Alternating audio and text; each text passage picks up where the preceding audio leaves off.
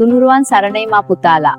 අද මදින් පොය දවසේ වෙදාච්චිය ආවා වටිනාත් බෙහෙතක් කියලා දෙන්න.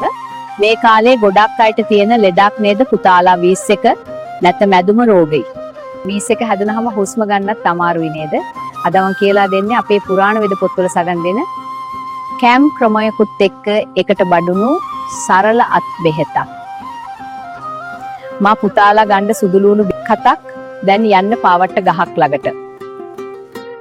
මේ සුදුලුණු බික්කත පාවට්ට ගහේ කුඩ අත්තක එල්ලන්න.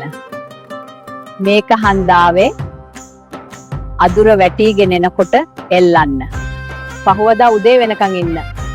උදේ පාන්දර පිණි වටිලා තියෙද්දි ඒ අත්තත්තේ කඩාගෙන අරගෙන එන්න. ඊට පස්සේ සුදුලුණු සමග පාවට්ටක් කොළ සහ අතු එකට කොටලා ගන්න. දැන් මේ ටික වණ්ඩුවෙන් තම්බලා අරගන්න.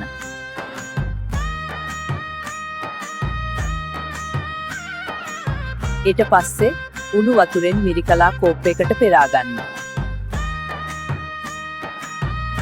දැන් මේක උදේ සවස බිව්වහම අදුම රෝගය නිවාරණය වෙනවා කියලා අපේ පුරාණ වෙවේද පොත්වල සඳහන් වෙනවා.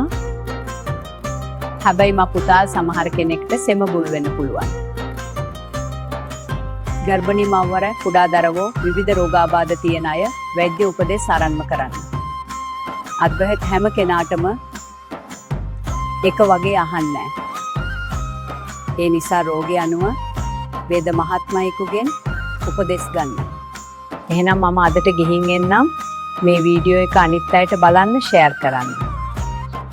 වෙදාච්චි ෆොලෝ කරගෙනම යන්න. මා පුතාලට තුනුරුව සරණයි.